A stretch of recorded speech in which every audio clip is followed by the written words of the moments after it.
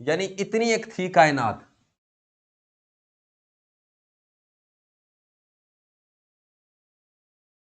ये इतनी एक थी कायनात जी। ये है वो नुक्ता, ये है वो नुक्ता जो मैंने यहां पर लगाया, और इस नुक्ते को कहा जाता था सिंगुलैरिटी।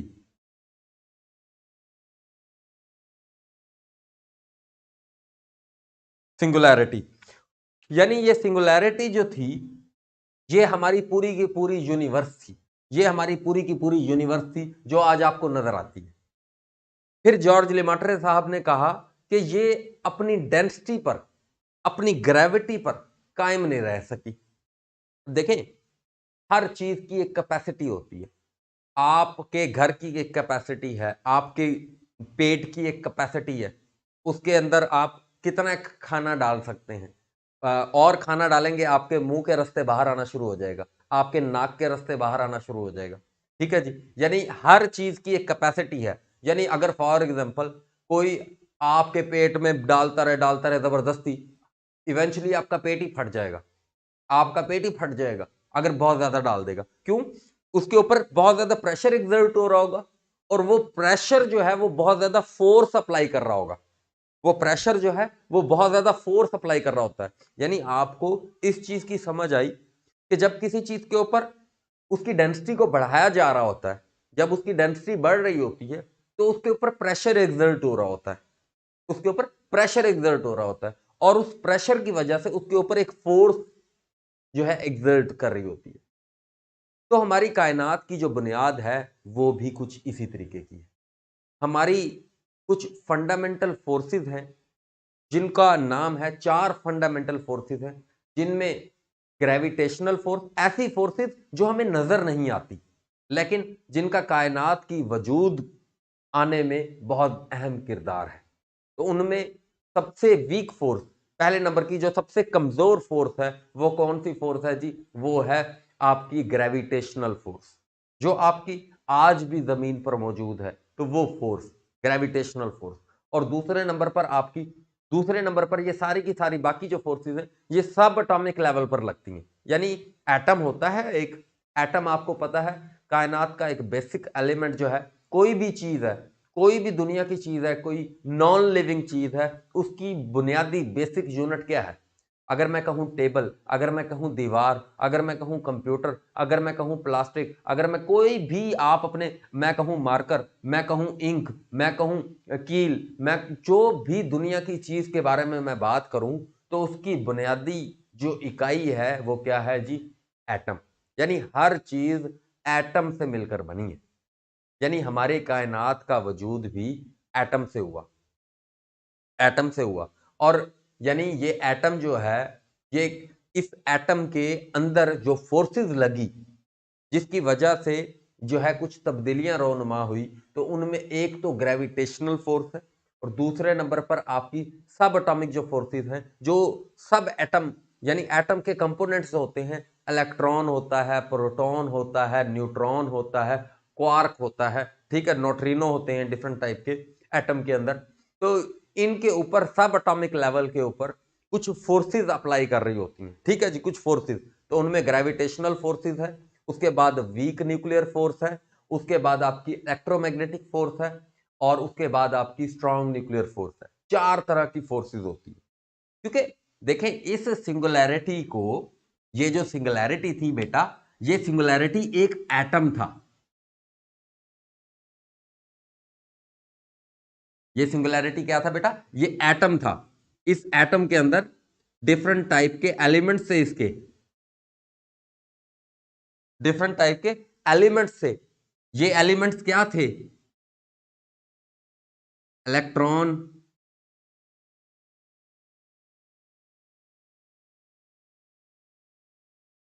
प्रोटॉन, न्यूट्रॉन, क्वार्क, और इसका एक सेंटर था जिसको हमने कह दिया था न्यूक्लियस। इसका एक सेंटर था जिसको हमने कह दिया था न्यूक्लियस। तो अब ये जो एक सिंगुलैरिटी का, हमारी कायनात पूरी की पूरी जो थी, वो जो सिंगुलैरिटी थी, वो एक एटम की सूरत में कब आ गई?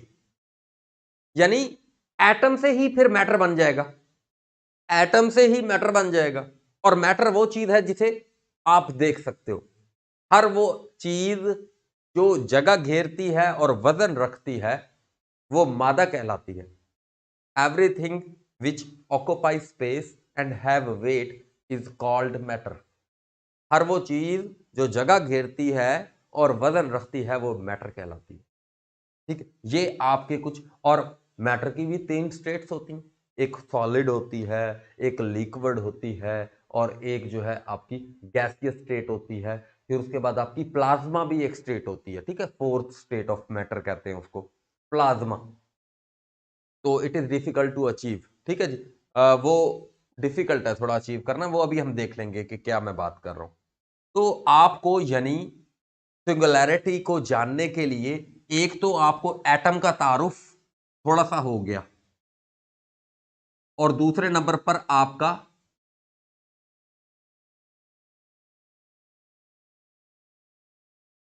मैटर का तारुफ हो गया। मैटर का क्या तारुफ हुआ जी? सॉलिड,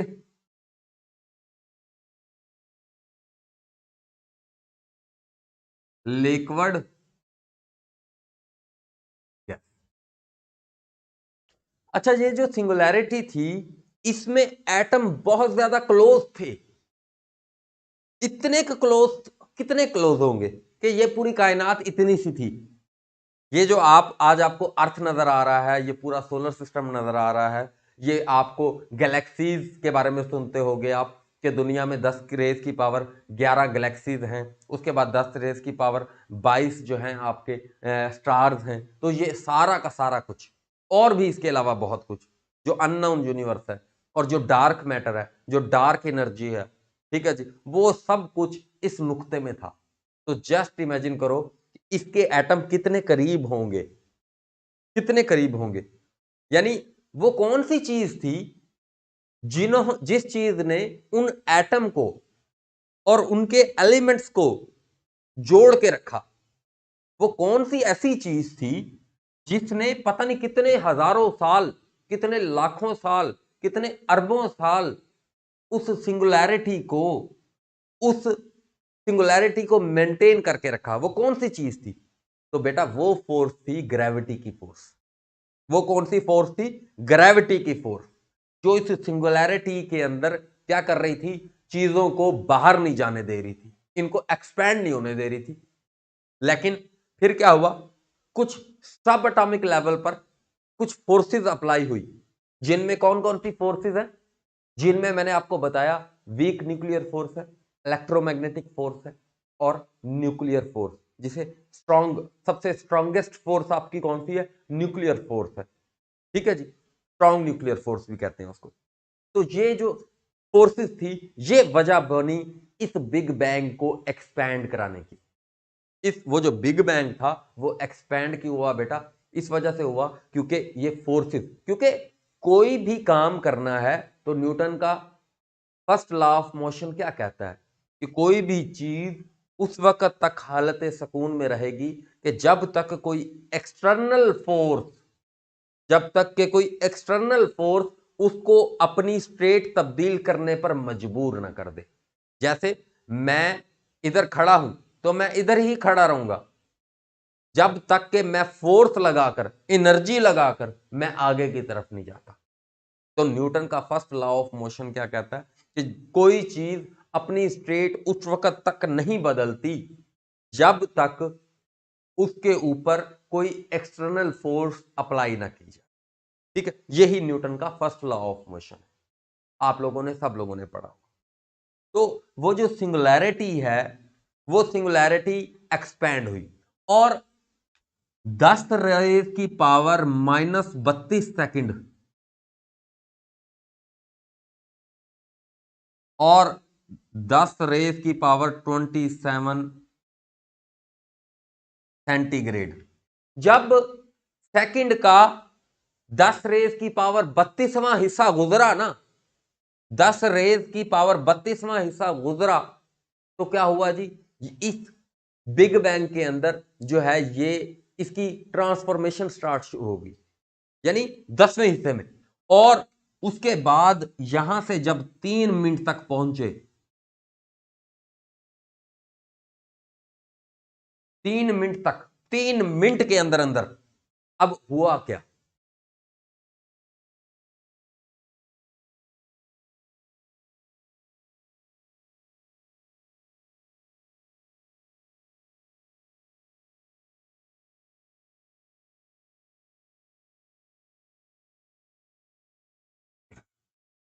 अच्छा, अब हुआ क्या, 10 रेज की पावर 32 जो है सेकंड का, 10 रेज की पावर 32वें हिस्से के अंदर जो है ना ट्रांसफॉर्मेशन स्टार्ट हो गई।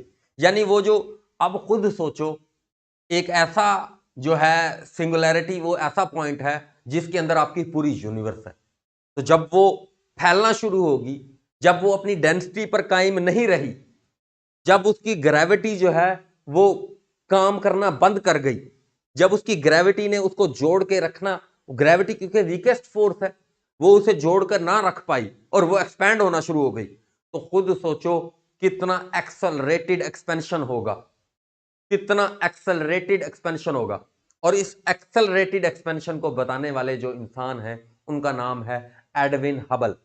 एडविन हबल, जिनके नाम पर एक टेलीस्कोप भी है, जिनके नाम पर एक टेलीस्कोप भी है और जिसे कहते हैं हबल टेलीस्कोप। और ये इन्होंने जो है, ये अमेरिकन साइंटिस्ट हैं और इनके नाम पर एक टेलीस्कोप भी है, अमेरिकन साइंटिस्ट हैं।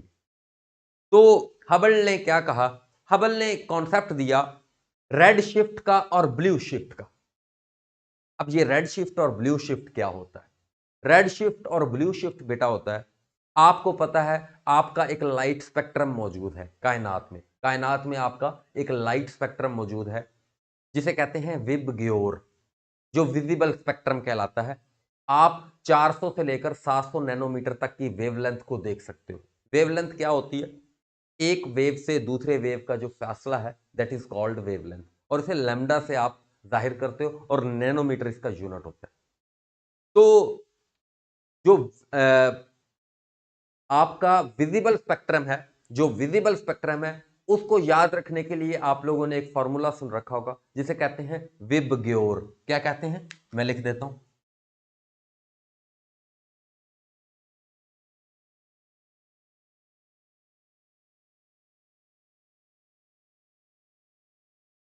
तो इसमें जो ब्लू और रेड, ये इसने दो चीजें दी। इसने कहा एक ब्लू शिफ्ट और एक रेड शिफ्ट। उसने कहा कि जब चीजें आपके आपसे दूर जा रही होती हैं तो वो आपको रेड दिखाई देती हैं, और जब चीजें आपके करीब आ रही होती हैं तो आपको क्या दिखाई देती हैं? आपको ब्लू दिखाई देती हैं। जब चीजें आपसे दूर जा रही होती हैं तो आपको क्या दिखाई दे रही होती हैं जी? आपको रेड दिखाई दे रही होती हैं। और जब आपकी चीजें करीब आ रही होती हैं तो आपको क्या दिखाई दे रही होती हैं जी? आपको ब्लू दिखाई दे रही होती है। ठीक है, मेरी अगर मैं गलती कर रहा हूं बोलने में तो आप इसको करेक्ट कर लीजिएगा। ठीक है, तो जब चीजें दूर जा रही होती हैं तो आपको किस तरीके की नजर आ रही होती हैं? जब आप चीजें जब आप चीजें दूर जा रही होती हैं तो आपको क्या नजर आ रही होती हैं जी? रेड नजर आ रही होती हैं। और जब करीब आ रही होती हैं तो आपको किस तरीके की नजर आ रही होती हैं जी? ब्लू नजर आ रही होती हैं। तो उसने हबल टेलीस्कोप से देखा कि यूनिवर्स जो है, आपको जो स्पेस है उसमें चीजें किस तरीके की नजर आ रही हैं, तो उसने देखा कि ब्लू नजर आ रही हैं। तो इसका मतलब उसने क्या कहा? उसने कहा कि चीजें हमसे दूर जा रही हैं, हमसे चीजें दूर जा रही हैं। यानी अगर मैं आपको कॉन्सेप्ट की बात बताऊं, कॉन्सेप्ट की बात बताऊं, तो कॉन्सेप्ट ये है कि अगर आपको चीजें रेड नजर आ रही हैं, जब उसने देखा तो चीजें उसको क्या नजर आ रही थी? रेड नजर आ रही थी। इसका मतलब चीजें हमसे दूर जा रही हैं। और हमसे दूर जाने वाली चीजों का क्या मतलब है? कि एक्सपेंशन हो रही है। कोई चीज, मैं कहूं ये बाल पेन, मैंने कहा ये बाल पेन है, ये मार्कर है, ये मेरे इस जगह पर है। अब मैंने कहा ये ऐसे हो गया, तो इसका और मेरा फासला भी तो बढ़ गया। इसका और मेरा फासला यानी एक्सपैंड हो गया। ये इसका और मेरा फासला भी बढ़ गया, ये एक्सपैंड हो रहा है। यानी जो ओवरऑल यूनिवर्स की जो उसकी विड्थ है वो एक्सपैंड हो रही है।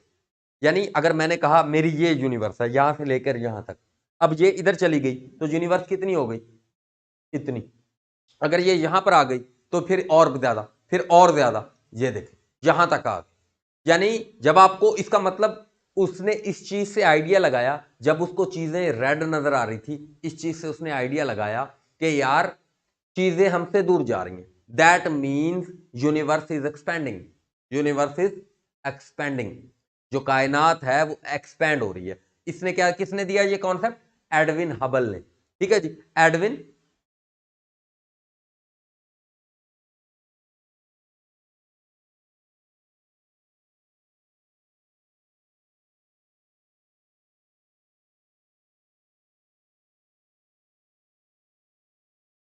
रिफत, चुप करो, तुम्हारा अब मैसेज नहीं आना चाहिए।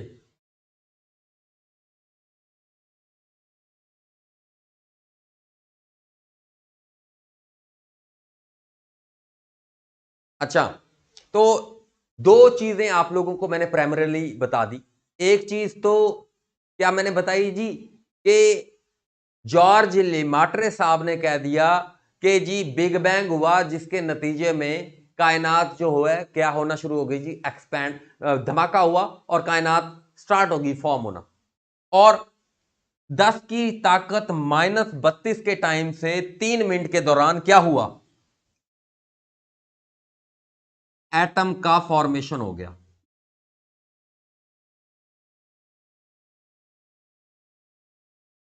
अब देखें, एटम के फॉर्मेशन में मैंने आप लोगों को ऑलरेडी बता दिया कि एटम के अंदर क्या होता है, आपका इलेक्ट्रॉन होता है, प्रोटॉन होता है, न्यूट्रॉन होता है, क्वार्क होता है। तो सबसे पहले क्या वजूद में आया जी? इलेक्ट्रॉन वजूद में आ गया। 10 की पावर -32 सेकंडवें हिस्से में इलेक्ट्रॉन वजूद में आ गया। और फिर क्या हुआ जी? क्वार्क वजूद में आ गया। क्वार्क, क्वार्क क्या होता है जी? क्वार्क भी एटम का एक एलिमेंट है जो न्यूली डिस्कवर्ड हुआ है। ठीक है जी। तो उस क्वार्क ने, उस क्वार्क से आपके प्रोटॉन और न्यूट्रॉन जो है वो आपस में बनना शुरू हुए और उनके ऊपर चार्ज आना शुरू हो गया। आयोनाइजेशन ऑफ एटम शुरू हो गई।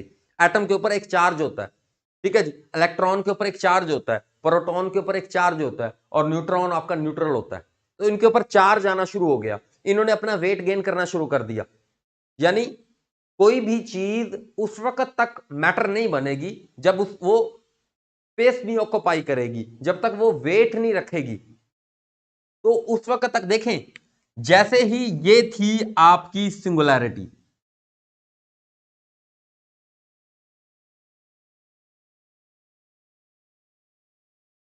ये सिंगुलैरिटी थी। अब इस सिंगुलैरिटी से ऐसे बिग बैंग शुरू हुआ, ये बिग बैंग शुरू हुआ। और बिग बैंग जब शुरू हुआ तो आपके इलेक्ट्रॉन और क्वार्क वजूद में आ गए। 10 की पावर -32वें सेकंड में हिस्से में ये आपके बिग बैंग से क्या हुआ? ये आपके इलेक्ट्रॉन और क्वार्क वजूद में आ गए।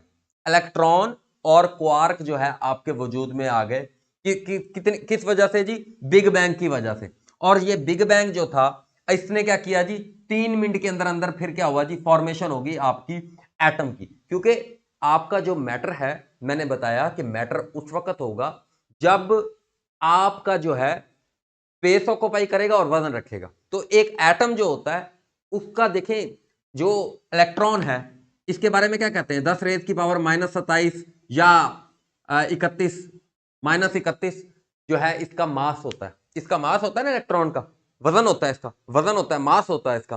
तो यानी ऐसी चीज जिसका मास होता है वो वजूद में आ गई और वही चीज आपको नजर आएगी। तो ये बेसिकली आपकी फॉर्मेशन ऑफ यूनिवर्स के बारे में जो है एक बेसिक कॉन्सेप्ट है। देखें इस तरीके से आपकी, और इसके बारे में एक और कॉन्सेप्ट कहा जाता है कि जैसे ये मैटर बना है ना, तो इसकी बैकग्राउंड में एक एंटी मैटर बना है। यानी न्यूटन के थर्ड लॉ के नतीजे में जो है ना, वो आपको पता है, every action have equal and opposite reaction. Newton का थर्ड लॉ क्या कहता है? कि every action have equal and opposite reaction. तो उसने कहा कि जब ये मैटर वजूद में आया ना, तो इसके रिएक्शन के नतीजे में एंटी मैटर वजूद में आ गया।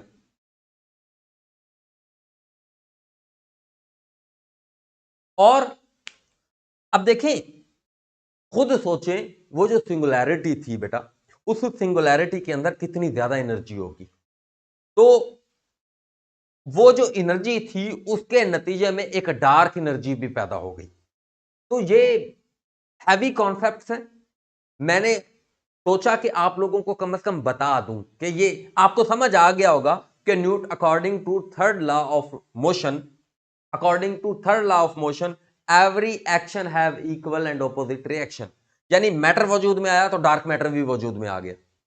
अब एटम की फॉर्मेशन हो गई और एटम ही बेसिकली आपकी कायनात की बुनियाद है। तो अभी तक मैंने जो बात की मैं उसको समराइज कर देता हूं। मैंने इतनी सी बात की कि एक सिंगुलैरिटी थी 13.8 बिलियन ईयर्स अगो, वो है अपने डेंसिटी पर कायम नहीं रह सकी और वो एक्सपैंड होना शुरू हो गई। वो एक्सपैंड होना शुरू हो गई और जो है बिग बैंग हो गया। बिग बैंग किसने बताया जी? जॉर्ज लेमार्टे, जो कि एक बेल्जियन प्रीस्ट थे।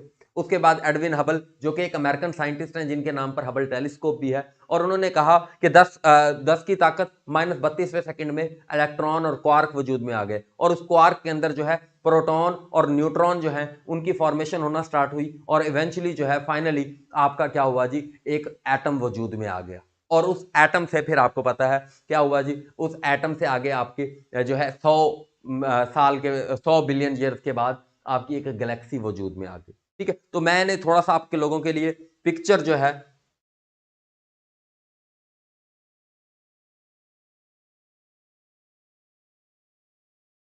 मैं आप लोगों को थोड़ा सा मैंने आपके लिए पिक्चर्स दिखाना चाहूंगा। मैंने आप लोगों के लिए ये देखें जी, ये है आपकी आपको नजर आ रहा होगा कि ये देखें, ये आपकी ये इस जगह पर,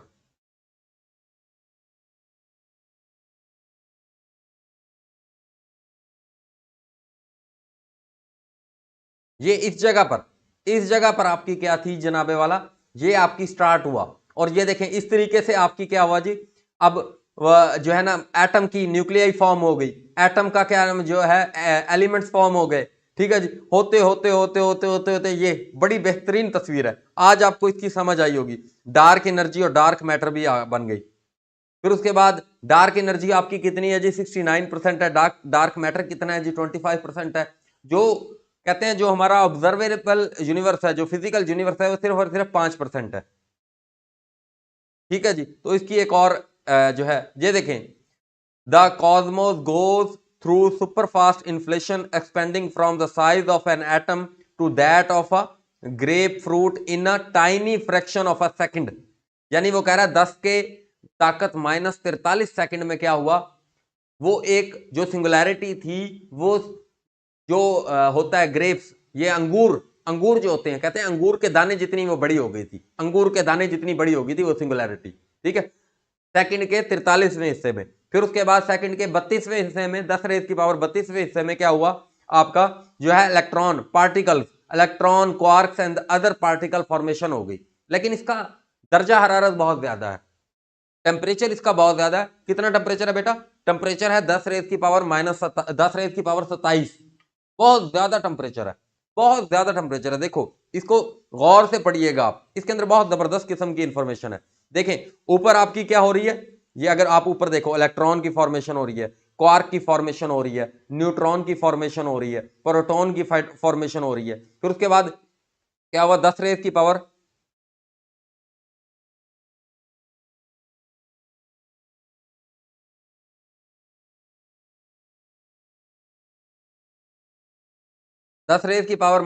सेकंड के अंदर जल्दी से कूल डाउन होना शुरू हुआ, कूल डाउन होना शुरू हुआ और आपके प्रोटॉन और न्यूट्रॉन ने सेटल डाउन होना शुरू किया। ठीक है जी, 3 मिनट के अंदर अंदर वो क्या हुआ जी? यूनिवर्स इस काबिल हो गई कि जो है ना वो एटम जो था उसके इलेक्ट्रॉन, उसके ऊपर क्या हो गया जी? नेगेटिव चार्ज आ गया, प्रोटॉन के ऊपर पॉजिटिव चार्ज आ गया और न्यूट्रॉन आपका न्यूट्रल हो गया। इतनी 3 मिनट के अंदर एक एटम स्टेबल बन गया, एटम आपका क्या हो गया? स्टेबल हो गया। और फिर क्या हो गया जी? 3 लाख साल के अंदर अंदर electrons combine with proton and neutron to form an atom, hydrogen and helium. Hydrogen और हीलियम का पहला एटम वजूद में आ गया।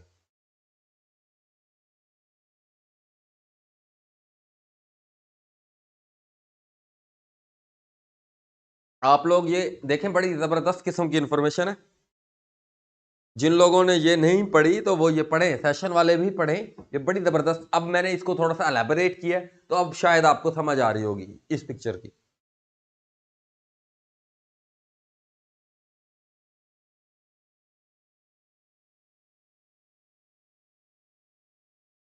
अच्छा, और 1 बिलियन ईयर्स अगो आपका टेम्परेचर जो है वो कम हो गया, बहुत ज्यादा कूल डाउन हो गई आपकी यूनिवर्स, और ग्रेविटी जो थी उसने हाइड्रोजन और हीलियम गैस को क्या कर दिया जी, उसने इकट्ठा करके एक क्लाउड की फॉर्मेशन की, और जिससे जो है आपकी गैलेक्सी वजूद में आई। ठीक है, ये फर्स्ट गैलेक्सी आपकी वजूद में आ गई। तो मैं आप लोगों को थोड़ा सा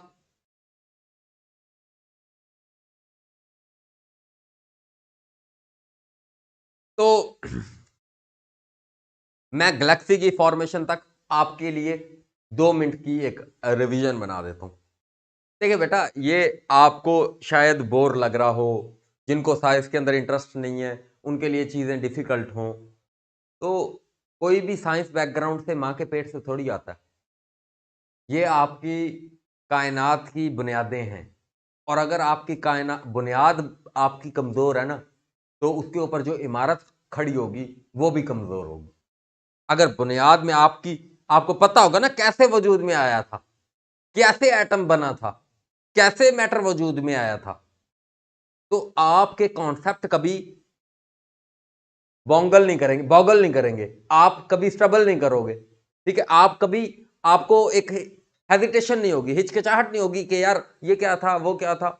आपको पता है यार, मुझे तो 13.8 बिलियन ईयर से पता है, जब कुछ भी नहीं था, एटम की फॉर्मेशन उस वक्त हुई थी। एटम है तो सब कुछ है, एटम ही कायनात है, यानी एटम से ही मैटर बनता है, एटम से ही मैटर बनता है। ठीक है, और मैं, ये एक मैटर है, ये एक मैटर है। ठीक है, नॉन लिविंग चीजों की बात कर रहा हूं। लिविंग चीजों का बेसिक स्ट्रक्चर क्या होता है, that will that we will discuss later इंशाल्लाह। ठीक है, हम उसको भी डिस्कस कर लेंगे। मैं नॉन लिविंग का अभी स्पेसिफिकली बात कर रहा हूं। तो आप लोगों की बुनियाद मजबूत होना बहुत जरूरी है। थोड़ा सा इंटरेस्ट लो, 20-25 मिनट का अपना दिमाग लगाओ, जिसको एमसीक्यू रट्टे लगवाने की तुमने आदत लगाई हुई है। ठीक है, जिसको रट्टे लगवा लगवा के आप लोगों ने बेड़ा गर्क कर दिया, तो उसको थोड़ा सा जो है ना, उसको जोर लगाओ उसके ऊपर, उसको थोड़ा सा तकलीफ दो, उसको कहो कि तूने यार ये कॉन्सेप्ट क्लियर करना है, तूने ये करना है, तो वो भी फिर इंशाल्लाह ऐसा ऐसा मान जाएगा आपका दिमाग। शुरू शुरू में दिमाग नहीं मानता, दिमाग क्या कहता है, यार रट्टे लगा, तू किस काम पे लग गया, किस काम पे लग गया। लेकिन जब उसे आप ऐसा ऐसा आदत डलवाते हो, तो वो, उसे जब हैवी कॉन्सेप्ट देने की कोशिश करते हो और लगातार और मुसलसल करते हो, तो वो एक्सेप्ट करना शुरू हो जाता है। आपके दिमाग के अंदर भी एडेप्टेबिलिटी होती है। आपने उसको इम्तियाज शाहिद की किताब, कारवान की किताब, इंसाइक्लोपीडिया, ये वो इतनी एमसीक्यूज की किताबें उसके बेचारे के अंदर भर दी हैं, तो अब वो कॉन्सेप्ट कैसे ले। अब वो सारी किताबें रिटेन करके रखे, या वो ये कॉन्सेप्ट याद करे।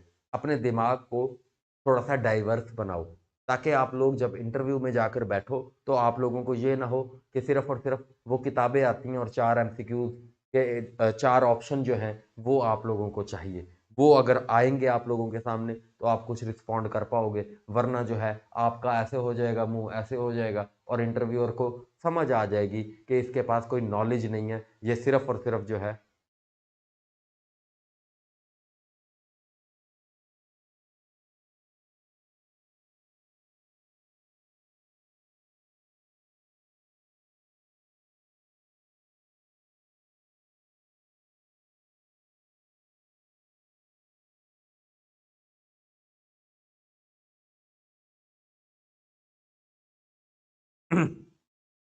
अच्छा, थैंक यू जी, थैंक यू। तो थोड़ा सा लाइट अभी अभी गई है, तो लाइट आ जाएगी अभी। ठीक है, अगर थोड़ा सा किसी बच्चे को थोड़ा सा ब्लर नजर आ रहा हो तो परेशान ना होना। ठीक है, अभी लाइट आ जाएगी। तो मैं ये बात कर रहा था, अब टॉपिक की तरफ वापस आते हैं। टॉपिक हमारा है 13.8 billion year ago universe was created.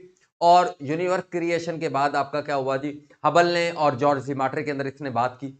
अब आपकी क्या हो गया जी, गैलेक्सी की फॉर्मेशन होगी। अब गैलेक्सी क्या है, गैलेक्सी भाईजान आपका सबसे बड़ा जो एलिमेंट है ना यूनिवर्स का, यूनिवर्स का जो सबसे बड़ा लेक्चर है, सबसे बड़ा जो आपका एलिमेंट है यूनिवर्स का, उसे क्या कहते हैं? जो फिर आपका नॉन यूनिवर्स है, जिसे आप देख सकते हो, उसको कहते हैं आप गैलेक्सी। अब गैलेक्सी क्या होता है? और ये एक सवाल भी आता है अभी, बल्कि रिसेंटली कॉन्सेप्ट से उसने पूछा हुआ था, तो बेटा कॉन्सेप्ट क्लियर करो। अभी गैलेक्सी के बारे में सवाल पूछा हुआ था पीपीएससी ने, अभी गैलेक्सी के बारे में पीपीएससी ने सवाल पूछा हुआ था, और वो सवाल क्या था?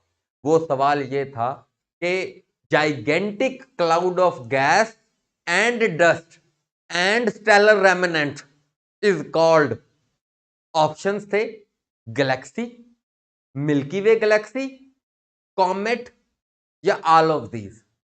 तो बहुत सारे लोगों ने कॉमेट लगा दिया, किसी ने मिल्की वे लगा दिया, और ज्यादातर लोगों ने ऑल ऑफ दीज लगाया कि ऑल ऑफ दीज आ गया यही होगा। लेकिन आप लोगों के पास कॉन्सेप्ट नहीं था। तो आप लोगों को समझना चाहिए कि अब जो है पीपीएससी में, एफपीएससी में तो ऑलरेडी कॉन्सेप्ट आता था, अब पीपीएससी भी कॉन्सेप्ट से चीज़ों को देना स्टार्ट कर गई है। तो आप लोगों की भी जिम्मेदारी है कि आप भी कॉन्सेप्ट से पढ़ना स्टार्ट करें। अगर कॉन्सेप्ट बिल्ड नहीं करेंगे, चीज़ों को कॉन्सेप्ट नहीं बनाएंगे, तो फिर वही होता रहेगा कि पेपर में फेल होते रहेंगे। तो गैलेक्सी क्या होती है? गैलेक्सी देखें, अब आपका पहला एटम जो वजूद में आया वो कौन सा था जनाबे वाला? वो था आपका हाइड्रोजन और हीलियम, क्योंकि ये आपके लाइटेस्ट एलिमेंट हैं। सबसे दुनिया में, कायनात में आपके सबसे लाइटेस्ट एलिमेंट कौन से हैं? हाइड्रोजन पहले नंबर पर, क्योंकि इसका आपको पता है एक आपके पास एटॉमिक नंबर होता है और एक मास नंबर होता है। एटॉमिक नंबर क्या होता है? किसी भी एटम के अंदर जो इलेक्ट्रॉन की तादाद होती है उसको क्या कहते हैं? Atomic number. और मास नंबर क्या होता है? प्रोटॉन और न्यूट्रॉन की तादाद मिलकर क्या बनाती है? आपका मास नंबर बनाती है।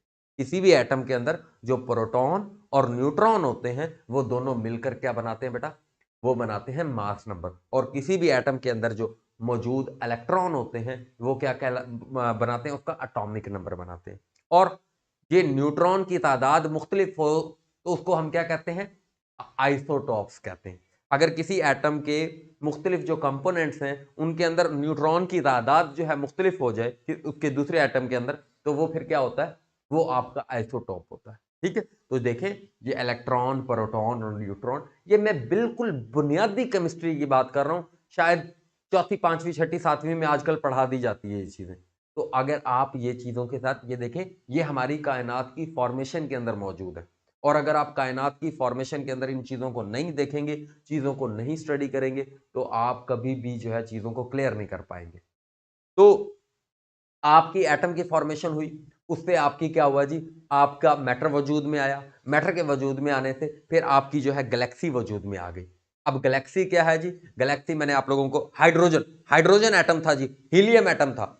और गैलेक्सी क्या है? सबसे बड़ी बॉडी है यूनिवर्स के अंदर। यूनिवर्स के अंदर सबसे बड़ी बॉडी कौन सी है जी? आपकी गैलेक्सी है। और फिर गैलेक्सी की फॉर्मेशन के बाद फिर यहां पर शुरू हो जाता है आपका जो है एक स्टार की फॉर्मेशन। अब देखें, जब वो बिग बैंग हुआ, बिग बैंग हुआ, बिग बैंग होने से गैलेक्सी वजूद में आ गई, सबसे बड़ी बॉडी। और वो क्या है? जाइगेंटिक जो है गैसेस का। और स्टेलर रेमिनेंट, स्टेलर रेमिनेंट किसे कहते हैं? जो आपकी यूनिवर्स के अंदर देखें, अब जब चीजें फैलना शुरू हुई, जब ये एक्सपेंशन शुरू हुआ, तो ये किसी तरतीब में नहीं था।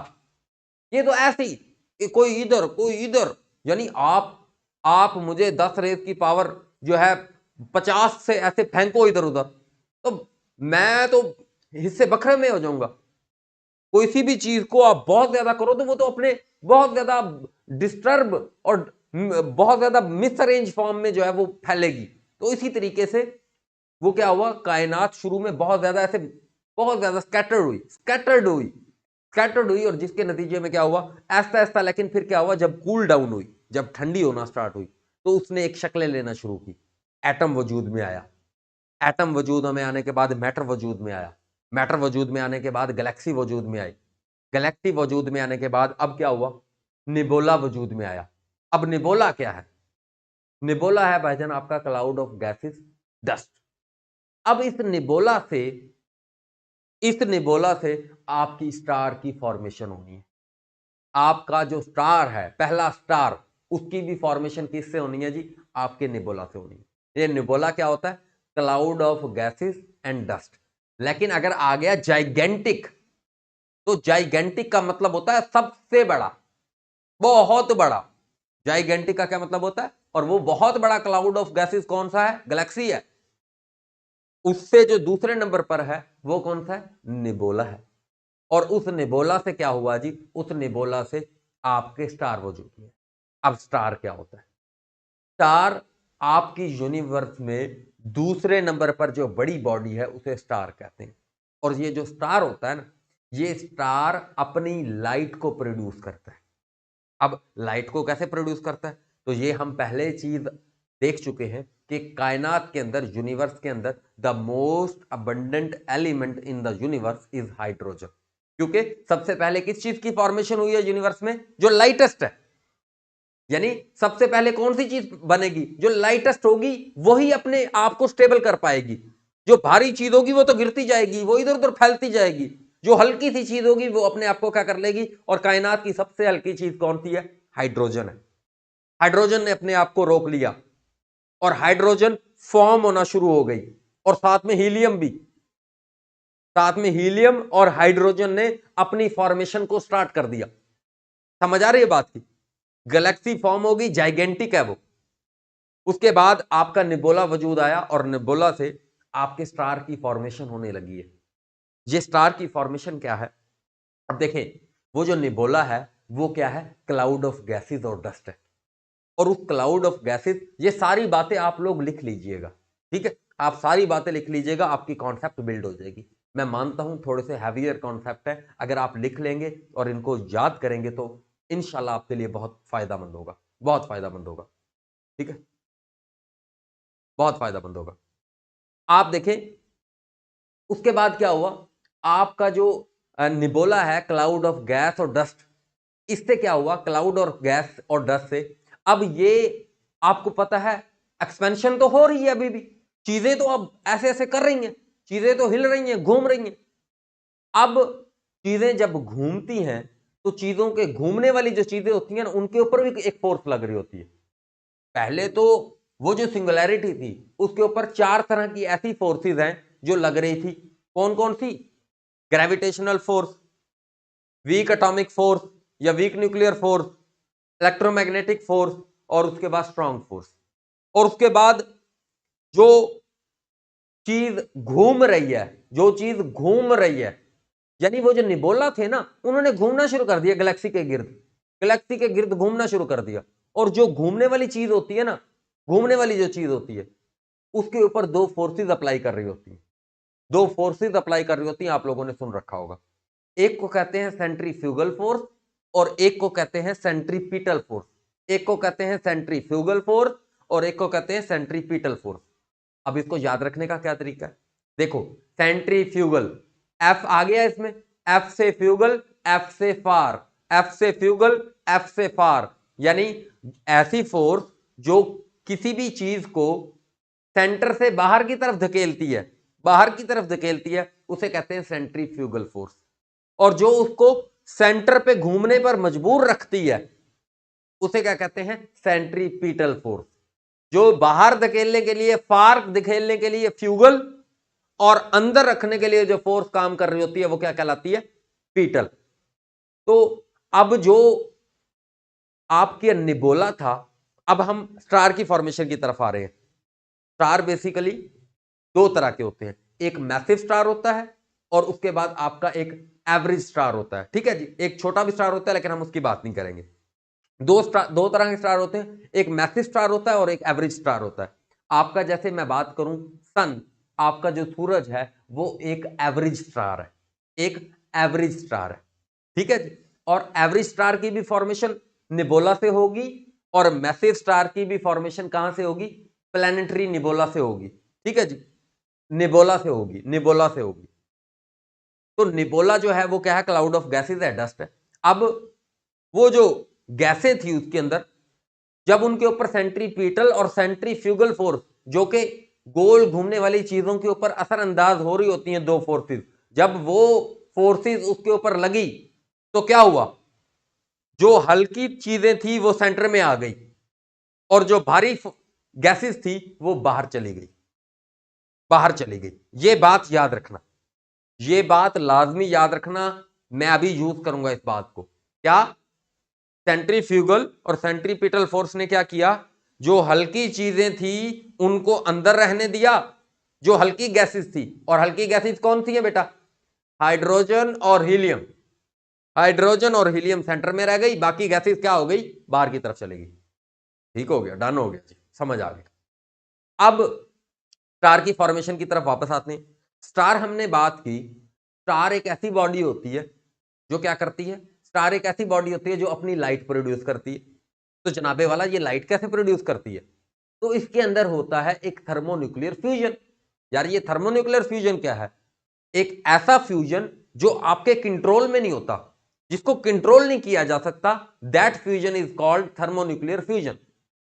और इस फ्यूजन करवाने के लिए आपको बहुत बड़ी बॉडी चाहिए।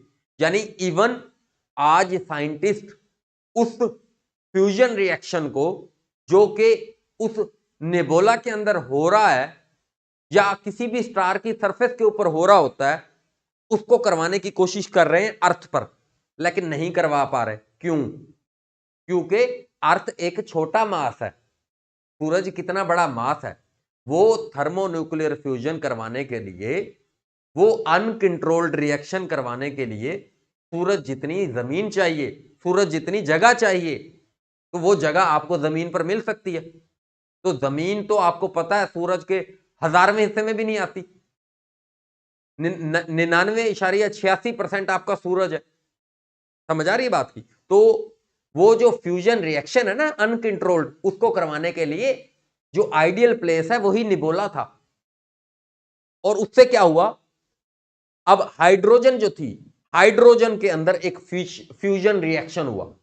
ये फ्यूजन रिएक्शन क्या होता है, बेसिकली आपके दो तरह के रिएक्शन होते हैं, एक को कहते हैं फ्यूजन रिएक्शन और एक को कहते हैं फिशन रिएक्शन। इसको याद रखने का भी एक तरीका कार है। फ्यूजन रिएक्शन क्या होता है, जब दो एटम मिलकर एक नए एटम को तश्कील दे रहे हो, तो इसको कहते हैं this is called fusion reaction. और नतीजे में ये क्या खारिज कर रहे होते हैं, एनर्जी। अब देखें, मैंने सुबह उठा, मैंने खाना खाया, नाश्ता खाया, नाश्ता किया, नाश्ता करने के बाद मैं इधर आकर बोल रहा हूं। यानी अब खाना खाना, फूड खाना क्या है, एक केमिकल प्रोसेस है, केमिकल प्रोसेस है। मैंने खाना खाया, मेरा जो ऑर्गन्स थे, मेरे डिफरेंट टाइप के जो मेरे आज़ाद थे, उन्होंने उस खाने को क्या किया जी, डाइजेस्ट किया। और वो खाना डाइजेस्ट होने के बाद क्या हुआ जी, मेरी बॉडी में उसके जो न्यूट्रिएंट्स थे, मेरी बॉडी ने वो अब्सॉर्ब कर लिए। और इस केमिकल रिएक्शन के नतीजे में एक एनर्जी प्रोड्यूस हुई, और उस एनर्जी को मैं इस्तेमाल कर रहा हूं इस टाइम खड़े होकर यहां। यानी उस एनर्जी के जरिए से मैं क्या कर रहा हूं, मैं बोल रहा हूं, मैं अपने हाथ हिला रहा हूं, मैं बात कर रहा हूं, मैं इधर उधर जा रहा हूं, मैं अपने घर से इधर आया हूं। यानी कोई भी केमिकल रिएक्शन जो होता है, यानी केमिकल रिएक्शन एक ऐसा रिएक्शन होता है जो इरिवर्सिबल होता है। यानी आपने जो है पेपर को आग लगा दी, तो ये केमिकल रिएक्शन है। खाना खा लिया, अब इस खाने को दोबारा खाने में कन्वर्ट कर सकते हो? नहीं। पेपर को आग लगा दी, दोबारा पेपर को कर सकते हो? नहीं। ठीक है जी, तो ऐसा रिएक्शन जिसे वापस न लाया जा सकता हो, केमिकल रिएक्शन कहलाता है। ठीक है जी, तो केमिकल रिएक्शन क्या, और केमिकल रिएक्शन के नतीजे में क्या होता है, आपकी एनर्जी प्रोड्यूस होती है। क्या होती है जनाबे वाला, एनर्जी प्रोड्यूस होती है। और उस एनर्जी से आप, मैं बीइंग ए ह्यूमन क्या कर रहा हूं, डिफरेंट टास्क परफॉर्म कर रहा हूं। यानी एनर्जी जो प्रोड्यूस होती है उससे क्या होता है, कोई टास्क परफॉर्म होते हैं। सही हो गया, डन हो गया, कॉन्सेप्ट क्लियर हो गया। अब सूरज जो था, वो जो निबोला था, उसकी सरफेस के ऊपर भी क्या हो रहा है, एक फ्यूजन रिएक्शन हो रहा है। फ्यूजन रिएक्शन क्या होता है, जब दो एटम फ्यूज हो रहे होते हैं एक दूसरे के अंदर और एक तीसरा एटम बना रहे होते हैं, दिस इज कॉल्ड फ्यूजन। और दूसरा रिएक्शन कौन सा होता है, फिशन रिएक्शन, जो आप यहां पर भी कर लेते हो, जमीन पर भी। फिशन रिएक्शन क्या होता है? दो एटम के टूटने से, ये जो आपके न्यूक्लियर बम वगैरह में भी इस्तेमाल होता है, दो एटम टूटे और उनके टूटने से कोई तीसरी चीज बन गई, उसे क्या कहते हैं? टाइम टाइम फिश हो गई। टाइम टाइम फिश हो गई, याद रखने के लिए, टाइम टाइम फिश हो गई जी, फिशन रिएक्शन हो गया। ठीक है जी, फिशन रिएक्शन हो गया। तो फ्यूजन रिएक्शन और फिशन रिएक्शन ये हुआ। अब इन दोनों के नतीजे में क्या पैदा होगी? आपका छोटा सा निक्कू सा आपका प्रोसेस था फूड डाइजेशन का, छोटे छोटे से आपने रोटी खाई, छोटा सा आपने आपका पेट, छोटी सी आपकी चीजें, और उसके ऊपर एक छोटा सा रिएक्शन हुआ, और जिसके नतीजे में इतनी एनर्जी पैदा हो रही है। चेक करो एनर्जी, एनर्जी। तो सोचो, सोचो जो सूरज की सरफेस पर हो रहा होगा, वो जो हाइड्रोजन के अंदर एक फ्यूजन रिएक्शन हो रहा है, उसके नतीजे में कितनी एनर्जी पैदा हो रही होगी। अब वो फ्यूजन रिएक्शन में कौन से दो एटम मिलकर तीसरा एटम बना रहे हैं? हाइड्रोजन के दो एटम मिलकर, हाइड्रोजन के दो एटम मिलकर हीलियम का एक एटम बना रहे हैं। हाइड्रोजन के दो एटम मिलकर हीलियम का एक एटम बना रहे हैं। The most abundant element in the universe is hydrogen as well as on the surface of sun. सूरज की सतह के ऊपर भी और आपकी यूनिवर्स में भी सबसे ज्यादा पाया जाने वाला एलिमेंट कौन सा है? सबसे पाई जाने वाली गैस कौन सी है? द मोस्ट अबंडेंट एलिमेंट कौन सा है? हाइड्रोजन। ठीक है जी, 73% आपके सूरज की सतह के ऊपर है और 26% हीलियम है। तो अब दो हाइड्रोजन के एटम ने मिलकर एक हीलियम का एटम बना दिया, और इससे क्या हुआ जनाबे वाला? आपके इस फ्यूजन रिएक्शन से एनर्जी प्रोड्यूस हुई, और वो जो इतनी ज्यादा एनर्जी है वो किस फॉर्म में प्रोड्यूस होगी बेटा? वो प्रोड्यूस होगी in the form of photon. What are the photon? Photons are the packets of light. ठीक है जी, फोटोन्स क्या होते हैं जनाबे वाला? फोटोन्स होते हैं आपके पैकेट ऑफ लाइट। ठीक है, और वो लाइट की फॉर्म में उस सतह से निकलते हैं, तो बन गया ना एक स्टार। यानी स्टार क्या होता है बेटा? जो अपनी एनर्जी को, अपनी लाइट को प्रोड्यूस कर सकता है। तो लाइट किस तरीके से प्रोड्यूस होती है? थर्मोन्यूक्लियर फ्यूजन के जरिए से। थर्मोन्यूक्लियर फ्यूजन क्या होता है जी? दो हाइड्रोजन के एटम मिलकर एक हीलियम का एटम बना रहे होते हैं, और इस नतीजे में वो जो है एनर्जी को खारिज कर रहे होते हैं, और एनर्जी हो रही होती है खारिज in the form of photons. Photons are the packets of light. ठीक है जी, तो इस तरीके से एक स्टार जो है वो अपनी लाइट प्रोड्यूस करता है। ठीक है, और स्टार एक ऐसी बॉडी होती है जो अपनी लाइट प्रोड्यूस करती है। ठीक हो गया, तो आपको ये चीजें समझ आ गई। और ये मैटर की चौथी फॉर्म है प्लाज्मा, प्लाज्मा फॉर्म है। ठीक है जी, जो आपका स्टार है ना, ये सन, ये आपका प्लाज्मा फॉर्म में है। अच्छा, जो मैंने आपको एक चीज बताई थी, दो तरह के स्टार होते हैं, कौन था? एक आपका एवरेज स्टार होता है और एक आपका मैसिव स्टार होते हैं, और ये दोनों बनते किससे हैं जी? निबोला से बनते हैं। ठीक है जी, तो निबोला से आपका स्टार फॉर्म हुआ, और स्टार को क्या कहते हो? प्रोटोस्टार। जैसे आपका सन है, ये भी क्या है? प्रोटोस्टार है, एक्टिव है, अभी तो जवान है सूरज आपका। ठीक है जी, अभी आपका सूरज क्या है? जवान है, क्योंकि इसके अंदर हाइड्रोजन, इसका तेल क्या है? इसके देखो, कोई भी एनर्जी पैदा करनी है तो उसके लिए तेल लगता है। गाड़ी चलानी है, पेट्रोल लगेगा। मैंने चलना है, मैंने करना है, मुझे रोटी दो। मेरा पेट्रोल क्या है? मेरी रोटी। मेरी रोटी मेरा पेट्रोल है। ठीक है, यानी अगर आपने किसी चीज से एनर्जी प्रोड्यूस करवाते रहना है, उससे वो काम लेते रहना है जो वो काम करने का माहिर है। जैसे मेरा काम है पढ़ाना, तो अगर आप चाहते हो कि मैं पढ़ाता रहूं तो मुझे रोटी खाते रहने पड़ेगी। मेरा जो पेट्रोल है मुझे लेता रहना पड़ेगा। आप चाहते हो गाड़ी चलती रहे तो गाड़ी के अंदर पेट्रोल डालना पड़ेगा। गाड़ी के अंदर पेट्रोल नहीं डालोगे, गाड़ी बंद हो जाएगी। तो हाइड्रोजन जो एनर्जी पैदा कर रहा है इन द फॉर्म ऑफ लाइट, वो उस वक्त तक पैदा करता रहेगा जब तक उसके अंदर हाइड्रोजन होगी, क्योंकि स्टार का पेट्रोल क्या है? स्टार की एनर्जी पैदा करने की जो उसका पेट्रोल है वो कौन सा है? हाइड्रोजन। यानी जब तक उसके अंदर हाइड्रोजन रहेगी तब तक वो क्या करता रहेगा? एनर्जी को प्रोड्यूस करता रहेगा इन द फॉर्म ऑफ लाइट। और जैसे जैसे हाइड्रोजन खत्म होना शुरू हो जाएगी तो उसका मतलब क्या हो जाएगा? जैसे जैसे जैसे आपको पता है हम बड़े होते जाते हैं, फिर बूढ़े हो जाते हैं, हम फिर खाने से कासिर हो जाते हैं, और फिर हमारा जो पेट्रोल है हम ले ही नहीं सकते, और फिर क्या होता है? जब हमें पेट्रोल नहीं मिलता फिर हम मर जाते हैं। हम मर जाते हैं। तो इस तरीके से हर चीज को फना है, हर चीज को फना है, यानी जो चीज भी पैदा हुई है उसने फना होना है। कुल्लुन नफ्सुन जायकातुल मौत, यही हमारा हमारा ईमान है। और यही अल्लाह ताला ने कुरान में भी कहा है कि हर नफ्स ने, हर जी रूह ने, हर चीज ने, हर एटम ने जो है क्या होना है जी, फना होना है। तो ये स्टार भी जो है ये क्या होगा जनाबे वाला, फना होगा। तो इसके फना होने का प्रोसेस क्या है, तो इसको मैं थोड़ा सा जो मैंने आप लोगों को बातें बताई हैं वो आपको मैं बता देता हूं, दिखा देता हूं पिक्टोग्राफिक मेमोरी में, ताकि आपको चीजें याद रह जाएं।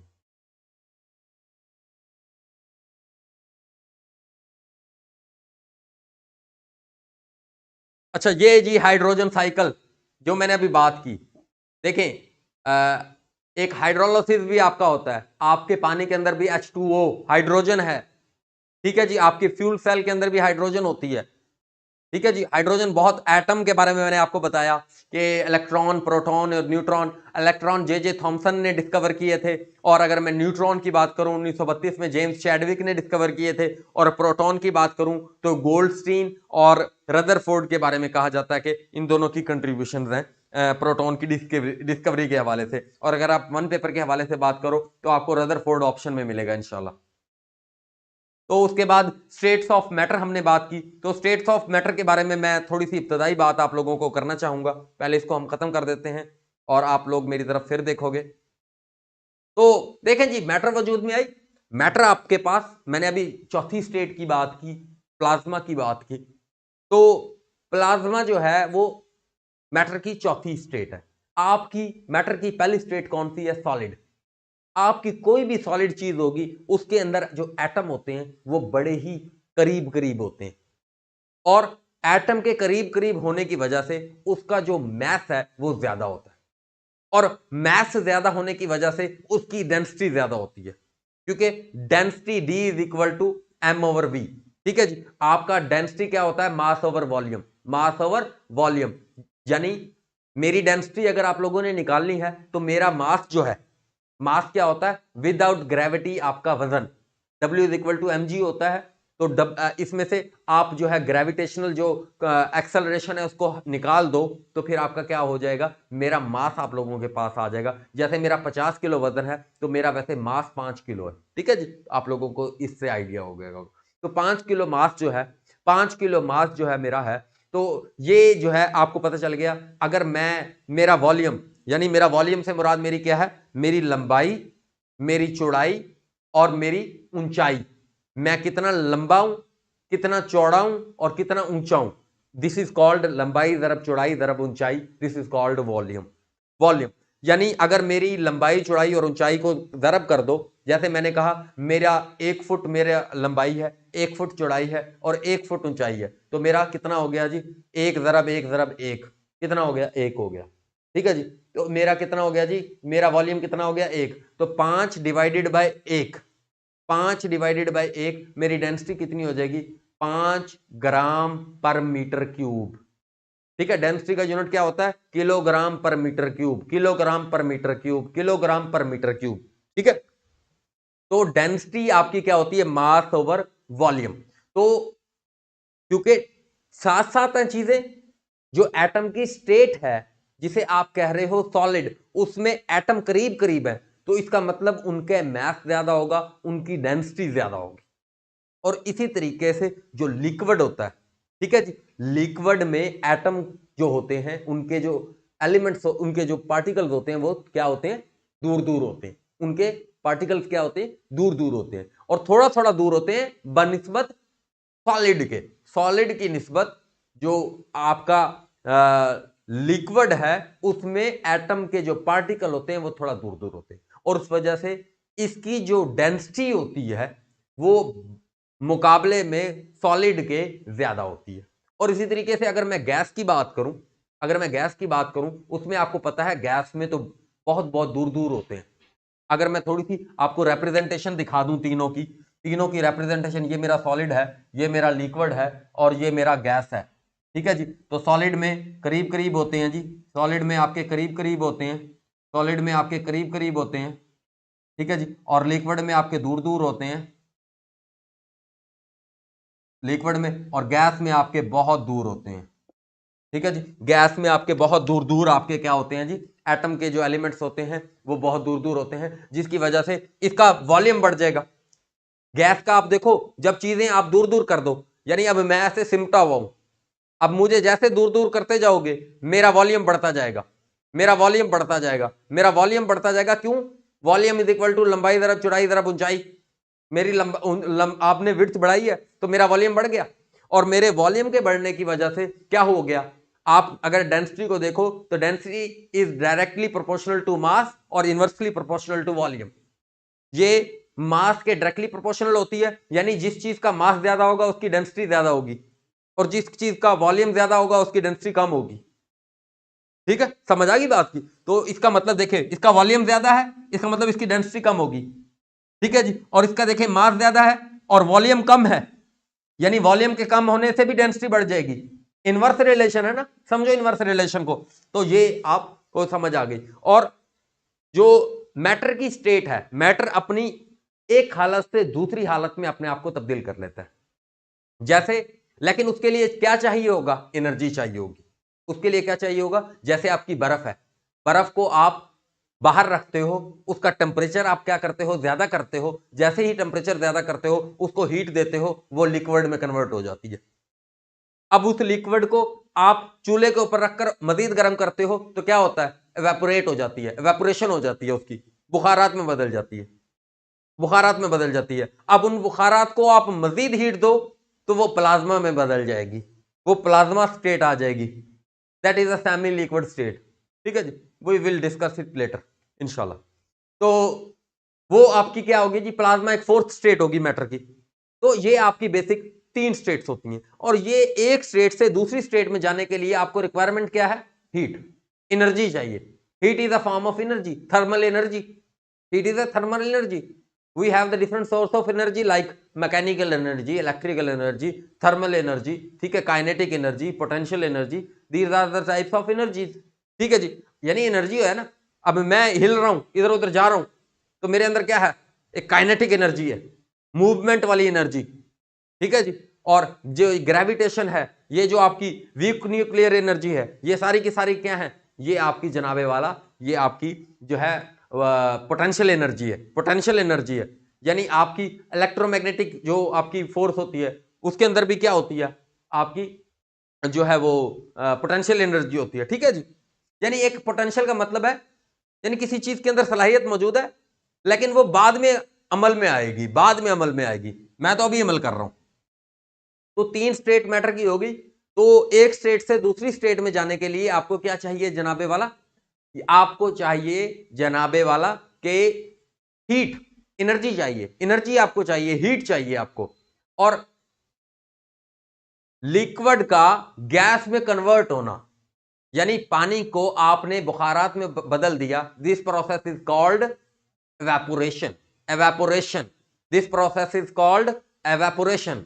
और इस लिक्विड को दोबारा पानी में कन्वर्ट कर ले, इस गैस को दोबारा पानी में कन्वर्ट कर देना, गैस को दोबारा पानी में कन्वर्ट कर देना, गैस को दोबारा पानी में कन्वर्ट कर देना, गैस को दोबारा पानी में कन्वर्ट कर देने के अमल को क्या कहते हैं, कंडेंसेशन। अब उसके लिए क्या करना पड़ेगा, पहले टेम्परेचर बढ़ाया था अब टेम्परेचर कम कर दो, पहले टेम्परेचर बढ़ाया था अब टेम्परेचर कम कर दो, तो वो क्या हो जाएगा जनाबे वाला, वो जो गैस है आपकी वो क्या हो जाएगी, वो कंप्रेस होकर उसके एटम दोबारा करीब करीब हो जाएंगे और वो फिर दोबारा लिक्विड स्टेट में आ जाएगी। क्योंकि गैस रहने के लिए उसके जो एलिमेंट्स हैं, जो उसके पार्टिकल्स हैं, उनका दूर होना जरूरी है, उनका वॉल्यूम ज्यादा होना जरूरी है। लेकिन जैसे ही आप उसे कंप्रेस करोगे, उसका टेम्परेचर बढ़ाओगे, उसका टेम्परेचर जैसे ही कम करोगे, तो वो क्या होगा, एटम दोबारा एक दूसरे के साथ जुड़ना शुरू हो जाएंगे और वो दोबारा अपनी स्टेट बदलने पर मजबूर हो जाएगी, और that state will be the liquid state. और फिर उसको मजीद आप कंप्रेस करो तो फिर दोबारा वो सॉलिड स्टेट में आ जाएगी। ठीक है, तो this process is called liquid, gas to liquid process is called condensation. ठीक है जी, जैसे आपके पानी को आपने, सूरज है तो समंदर की सरफेस के ऊपर सूरज की रोशनी पड़ रही है, एवेपोरेशन हो रही है, एवेपोरेशन होकर वाटर वेपर जनरेट होते हैं। वाटर वेपर क्या है, गैसियस फॉर्म ऑफ वाटर। फिर ये जो गैस है ये ऊपर ऊपर जाती है, आपको पता है जैसे जैसे आप ऊपर जाओ आपका टेम्परेचर कम होता है, आपका टेम्परेचर कम होता है, तो जब टेम्परेचर ऊपर जाते हुए कम होता है तो ये जो वाटर वेपर्स होते हैं ये वाटर ड्रॉप्स में कन्वर्ट हो जाते हैं, ये वाटर ड्रॉप्स में कन्वर्ट हो जाते हैं। तो ऊपर क्या हो रही होती है, कंडेंसेशन हो रही होती है बेटा, कंडेंसेशन हो रही होती है ऊपर, ठीक है। तो कंडेंसेशन क्या होती है, गैस का लिक्विड में दोबारा कन्वर्ट हो जाना, this process is called condensation. और एक और भी इसमें प्रोसेस होता है सब्लिमेशन। सब्लिमेशन क्या होता है, आपने कोयले को जलाया, कोयले को जलाया तो क्या होता है, कोयला लिक्विड में कन्वर्ट होता है, कोयला आपका सॉलिड होता है ना, काले कलर का कोयला आप लोगों ने देखा होगा, पाकिस्तान में इजीली अवेलेबल है। काले कलर का जो कोयला है उसको आप जलाते हो तो वो डायरेक्ट गैस में कन्वर्ट हो जाता है।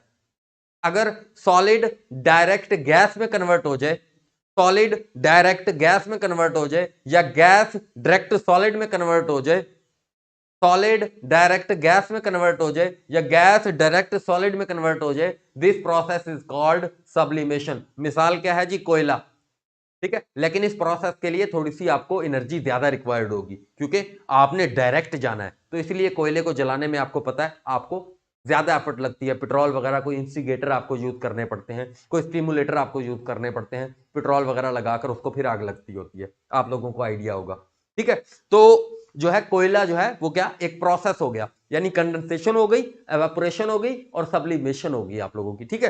तो अब हम थोड़ा सा इन चीजों को देख लेते हैं, तो मैटर की स्टेट्स भी आप लोगों को पता चल गई।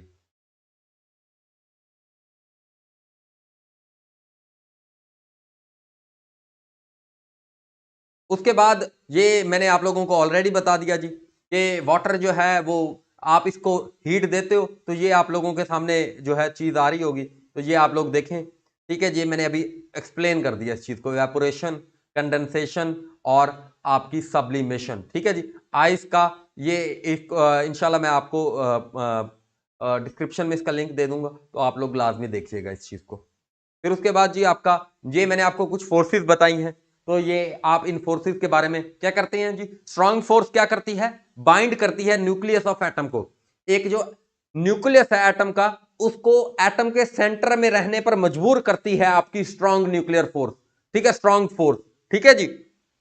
उसके बाद वीक फोर्स क्या करती है आपकी, जो है अलाउ करती है रेडिएशन, यानी ये जो आपका सूरज रेडिएट कर रहा है, ठीक है जी, सूरज रेडिएट कर रहा है, रेडिएशन क्या होती है। अब यहां पर फिर मुझे थोड़ी सी बात बतानी पड़ेगी।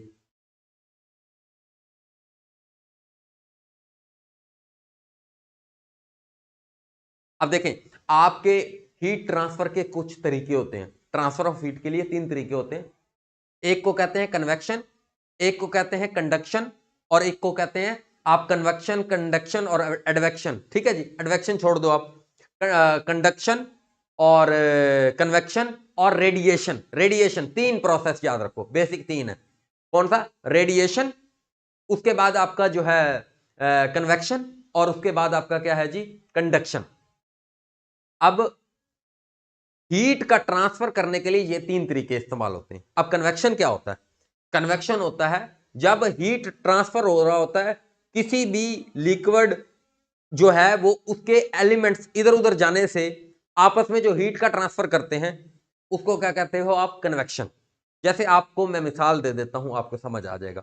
आपने देचकी को रखा चूल्हे के ऊपर, नीचे से लगा दी आग, नीचे से लगा दी आग, तो क्या हुआ, जो नीचे से आग उसे आ रही है that is called radiation, electromagnetic wave के जरिए से उसको हीट मिल रही है, दैट इज कॉल्ड रेडिएशन। यानी विदाउट कॉन्टैक्ट आप किसी बॉडी को गर्म करो तो इस प्रोसेस को क्या कहते हैं, रेडिएशन कहते हैं। और उसके अंदर जो तब्दीली हो रही है, यानी ठंडा पानी नीचे की तरफ जा रहा है और गर्म पानी ऊपर की तरफ जा रहा है, एक प्रोसेस लगा हुआ है, हीट का ट्रांसफर हो रहा है, this process is called convection.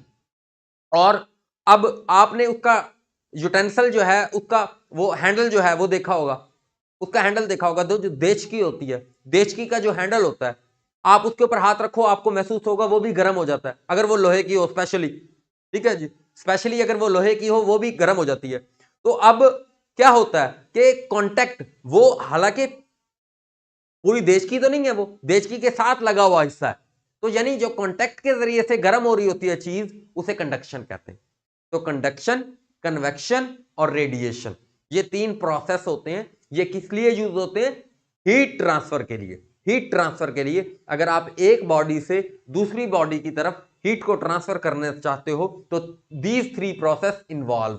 The first one is convection, the transfer of heat without any, जो है आप कांटेक्ट तो हो रहा होता है उन एलिमेंट्स का दरमियान में, और रेडिएशन में क्या होता है, कांटेक्ट लेस जो है आपकी ट्रांसफॉर्मेशन ऑफ हीट, ठीक है जी। और विद कांटेक्ट कौन सी होती है जी, आपकी कंडक्शन होती है, कंडक्शन, कंडक्शन।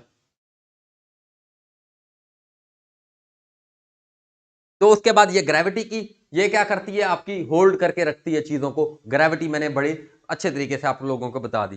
तो इलेक्ट्रोमैग्नेटिक फोर्स क्या करती है, ये इलेक्ट्रॉन को, एटम के अंदर जो इलेक्ट्रॉन है उनको उनकी जगह पर रखती है इलेक्ट्रोमैग्नेटिक फोर्स। समझ आ रही है बात की। तो ये जो आपके नोबेल ल्योरेट हैं डॉक्टर अब्दुल सलाम, तो उन्होंने जी ये वीक फोर्स को और इलेक्ट्रोमैग्नेटिक फोर्स, ये दोनों जो फोर्स हैं, एक ये वाली फोर्स और एक ये वाली फोर्स, इन दो फोर्सों को उन्होंने क्या किया था, कंबाइन कर दिया था। इसके ऊपर जो है उनको शैंडलर और श्लिक और श्लुक को, इन तीनों को नोबेल प्राइज मिला था, ठीक है जी, 1979 में।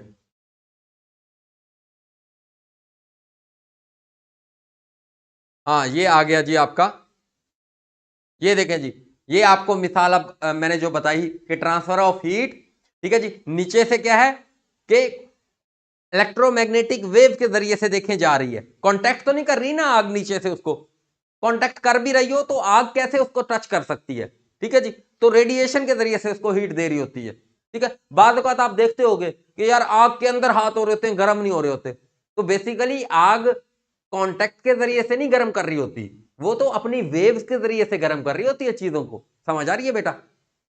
तो conduction, the transfer of heat one substance to another due to direct contact, यानी इसने हाथ से पकड़ा हुआ है और इस वजह से जो हीट का ट्रांसफर हो रहा है, दिस इज कॉल्ड कंडक्शन।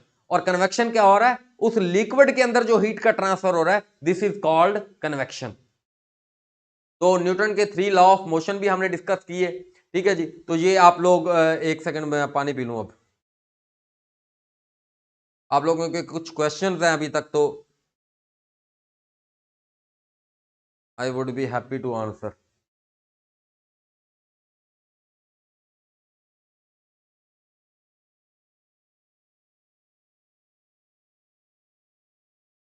हाँ, काइनेटिक एनर्जी स्टोर एनर्जी होती है।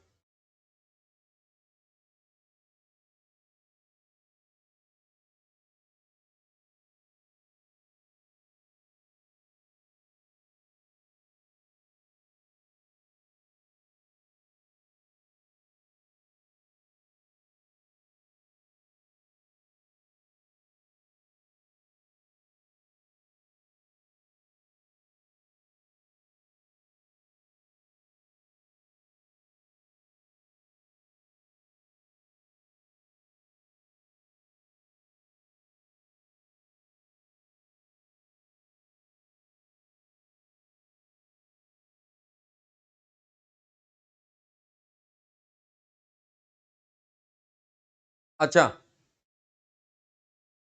अब आप लोगों को ये पता चल गया जी।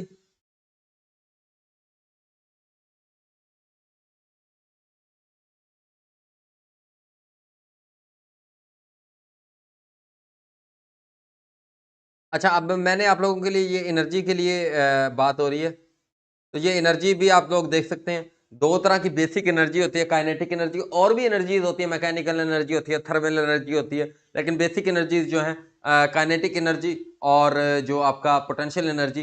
ये पोटेंशियल एनर्जी के बारे में जैसे बताया कि स्टोर एनर्जी होती है, और केमिकल एनर्जी भी आपकी क्या होती है जी, काइनेटिक पोटेंशियल एनर्जी होती है। न्यूक्लियर एनर्जी आपकी पोटेंशियल एनर्जी होती है। ग्रेविटेशनल एनर्जी भी आपकी क्या होती है जी, आपकी जो है पोटेंशियल एनर्जी होती है। और इलास्टिक एनर्जी भी आपकी क्या होती है जी, आपकी पोटेंशियल एनर्जी होती है। उसके अलावा आपकी mechanical energy, electrical energy, thermal energy, radiant energy, sound energy, ये आपकी काइनेटिक टाइप ऑफ एनर्जीज होती हैं। तो आप इस को लाजमी देखिएगा, ठीक है, ये आपको समझ आ गई होगी। उसके बाद 13.8 billion years ago universe was created, ठीक है जी। 4.6 बिलियन ईयर्स अगो ये हो गया जी। अब ये गैलेक्सी की, गैलेक्सी क्या होता है, गैलेक्सी इज अ जो है gravitationally bound system of star, stellar remnants, interstellar gas, dust and dark matter, the word galaxy is derived from the Greek galaxias. ठीक है जी, यानी गैलेक्सी क्या होता है, जो मैंने आपको बताया कि यार ये क्या होता है, बाउंड सिस्टम। इसके अंदर एक गैलेक्सी के अंदर बहुत सारे स्टार होते हैं। जैसे आपको मैं आपकी गैलेक्सी के बारे में बताऊं तो आपकी गैलेक्सी कौन सी है जी, मिल्की वे गैलेक्सी है। और आपकी गैलेक्सी का पाथ क्या है जी, आपकी गैलेक्सी का पाथ जो है वो एलिप्टिकल है। और आपकी गैलेक्सी की शेप क्या है जी, आपकी गैलेक्सी की शेप जो है स्पाइरल है। ठीक है, स्पाइरल शेप है स्प्रिंग की तरह की। और जो है शेप पाथ क्या है जी, एलिप्टिकल है। और जो है इसका, और इसके आपकी गैलेक्सी का नाम क्या है जी, मिल्की वे गैलेक्सी है। ठीक है, मिल्की वे गैलेक्सी है। और इसकी नियरेस्ट गैलेक्सी को क्या कहते हैं जी, एंड्रोमेडा गैलेक्सी कहते हैं। एंड्रोमेडा गैलेक्सी कहते हैं। नियरेस्ट गैलेक्सी को क्या कहते हैं जी, एंड्रोमेडा गैलेक्सी कहते हैं। तो ब्लैक होल एक हाइपोथेटिकल रीजन है स्पेस के अंदर, और जो कि अपनी ग्रेविटी की वजह से चीजों को अंदर से निकलने नहीं देता, अंदर से निकलने नहीं देता। तो ब्लैक होल कहां पर होते हैं, ये मैं अभी आप लोगों को बताता हूं। Star is a astronomical object consisting of a luminous spheroid of plasma held together by its own gravity। Comet क्या होता है ये भी अभी हम देख लेंगे। तो बहरहाल आप, अच्छा ये मैं आपको बता रहा था। तो आपका एक स्टार क्या होता है जी, यहां पर थे हम लोग। तो आपका एक स्टार जो है वो निबोला से वजूद में आता है। वो कहां से वजूद में आता है जी, नेबोला से वजूद में आता है। और उसके बाद नेबोला क्या है, क्लाउड ऑफ गैसेस और डस्ट है। और उसके बाद वो क्या बन जाता है जी, प्रोटोस्टार बन जाता है। अगर मैं इसको, आप मेरी हाइलाइटर पर देखिएगा, ये देखें जी, नेबोला था, क्या है, क्लाउड ऑफ डस्ट है, गैस है। ठीक है जी, उसके बाद ये प्रोटोस्टार बन गया। उसके बाद ये क्या बन जाता है, एक मेन सीक्वेंस स्टार बन जाता है। फिर उसके बाद इसका जब पेट्रोल थोड़ा सा खत्म होना शुरू हो जाता है, ये रेड जियांट बन जाता है। ठीक है जी, रेड जियांट बन जाता है। और फिर ये क्या बन जाता है जी, व्हाइट डॉर्फ बन जाता है। व्हाइट डॉर्फ बन जाता है। ठीक है जी, और दूसरी तरफ ये है आपका एवरेज स्टार। मैं अभी आपको इन दोनों की फर्क बता देता हूं।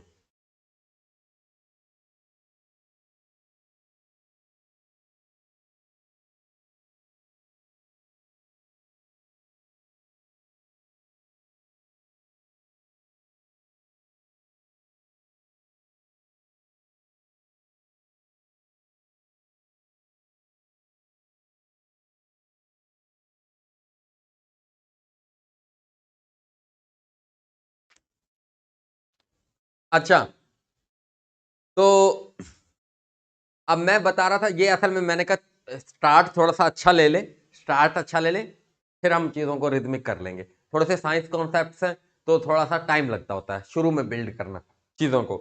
तो एक आपके पास एवरेज स्टार होता है और एक आपके पास मैसिव स्टार होता है। जो एवरेज स्टार होता है, जैसा कि मैंने बताया कि स्टार के पेट्रोल क्या है जी, उसका हाइड्रोजन। तो हाइड्रोजन जब तक होती है उसके बाद वो क्या बन जाता है जी, कुछ अरसे बाद जब उसकी हाइड्रोजन थोड़ी कम होना शुरू होती है, रेड जियांट बन जाता है। रेड जियांट बन जाता है, उसके बाद वो क्या बन जाता है जी, प्लैनेटरी निबुला बन जाता है। प्लैनेटरी निबुला बन जाता है, उसके बाद क्या बन जाता है जी, व्हाइट डॉर्फ। ये है एक एवरेज स्टार की लाइफ। लेकिन मैसिव स्टार की केस में क्या होता है, मैसिव स्टार के केस में होता है कि वो पहले तो मैसिव स्टार था, वो भी निबोला से वजूद में आया। फिर उसके बाद क्या हुआ जी, वो सुपर रेड जियांट बन गया, बहुत बड़ा रेड जियांट बन गया। सुपर रेड जियांट बनने के बाद वो फिर क्या बन गया जी, वो जो है सुपरनोवा बन गया। प्लैनेटरी निबुला नहीं बना, ये सुपरनोवा बन गया। और सुपरनोवा के बाद इसके पास दो ऑप्शन होते हैं। जो मैसिव स्टार है ना, इसके पास दो ऑप्शन होते हैं। पहला ऑप्शन क्या होता है जनाबे वाला, पहला ऑप्शन होता है कि ये न्यूट्रॉन स्टार बन जाए, न्यूट्रॉन स्टार बन जाए। क्या ऑप्शन होता है पहला, न्यूट्रॉन स्टार बन जाए। वो किस सूरत में होता है, अगर ये अपने अंदर न्यूट्रॉन को पैदा कर लेता है। अगर ये इसने अपने अंदर न्यूट्रॉन को पैदा कर लिया एक मैसिव स्टार ने, तो वो क्या बन जाता है जी, अपनी जिंदगी के आखिरी हिस्से में न्यूट्रॉन स्टार बन जाता है, मैसिव स्टार। और अगर ये अपने अंदर जो है न्यूट्रॉन पैदा ना कर सका, न्यूट्रॉन पैदा ना कर सका, उस सूरत में क्या होगा, उस सूरत में ये होगा कि ये जो है आपका ब्लैक होल बन जाएगा। अब ये ब्लैक होल क्या है, ये ब्लैक होल क्या है, यानी आपको एक चीज पता चल गई कि ब्लैक होल जो आपका मैसिव स्टार होता है, जो बड़ा स्टार होता है, ये आखिर में जाकर अगर न्यूट्रॉन नहीं पैदा कर सकता अपने अंदर तो ब्लैक होल में कन्वर्ट हो जाता है। Number one place where black hole produce. The second one is galaxy core, या ये गैलेक्सी की कोर में होते हैं। दो जगह पर होते हैं आपके ब्लैक होल, एक गैलेक्सी की कोर में होते हैं और दूसरे नंबर पर आपके कहां पर होते हैं जी, एक गैलेक्सी की कोर में होते हैं और दूसरे नंबर पर आपके कहां पर होते हैं जी, दूसरे नंबर पर आपके होते हैं जी, जो स्टार होता है मैसिव स्टार, वो आखिर में जाकर ब्लैक होल में कन्वर्ट हो जाता है। ब्लैक होल में क्या हो जाता है जनाबे वाला, कन्वर्ट हो जाता है। अब ये ब्लैक होल है क्या, ये हाइपोथेटिकल रीजन है स्पेस के अंदर। स्पेस के अंदर एक हाइपोथेटिकल रीजन है जिसकी ग्रेविटी बहुत ज्यादा है। अब देखें, वो जो स्टार था वो किससे वजूद में आया था, निबोला से वजूद में आया था। और निबोला क्या था, क्लाउड ऑफ गैसेस और डस्ट। लेकिन अब ये ब्लैक होल बना है, इसकी डेंसिटी ये तकरीबन छोटी सिंगुलैरिटी है, ये छोटी सिंगुलैरिटी है। सोचो, ये छोटी सिंगुलैरिटी है, ये छोटी सिंगुलैरिटी है, यानी बहुत बड़ा जो स्टार था वो क्या बन गया, अब इतना सा बन गया, लेकिन उसके अंदर उस पूरे बड़े स्टार का मास अभी भी मौजूद है।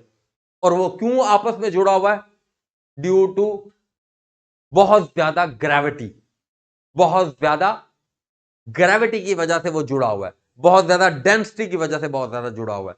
ठीक है, ग्रेविटी की वजह से वो जुड़ा हुआ है। दिस इज कॉल्ड आपका ब्लैक होल, हाइपोथेटिकल रीजन है। और स्टीफन हॉकिंग जो है एक अमेरिकन साइंटिस्ट है जो 2017 में मरे हैं और जिन्हें मोटर न्यूरॉन डिजीज थी, उन्होंने जो है इनकी डिस्कवरी की थी ब्लैक होल की। और अभी जो है उसकी एक तस्वीर भी ली गई है कि किस तरीके से जो है ये जो ब्लैक होल होता है ये इवन स्पीड ऑफ लाइट को भी अपने अंदर से पास नहीं करने देता, क्योंकि इसकी जो स्पीड है वो स्पीड ऑफ लाइट से भी ज्यादा है। तो असर की नमाज का टाइम हो गया, तो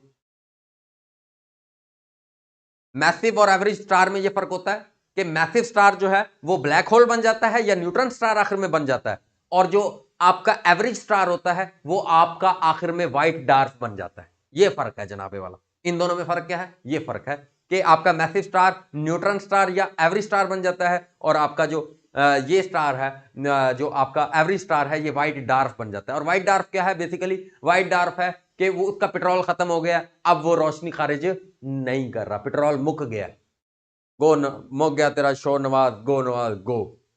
ठीक है जी, यानी ये हो जाता है, यानी उसका शो बेचारे का मुक जाता है, उसका पेट्रोल खत्म हो जाता है।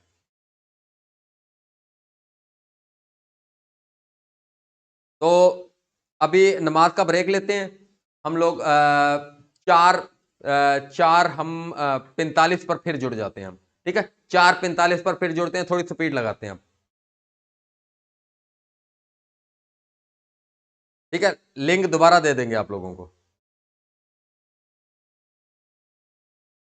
ठीक है, लिंक दोबारा दे देंगे। और हमने तकरीबन वो कर लिया, इसके बाद अब हम डाइंग स्टार, बिल्कुल डाइंग स्टार, बिल्कुल मर गया, अब उसका पेट्रोल मुक गया। Okay okay.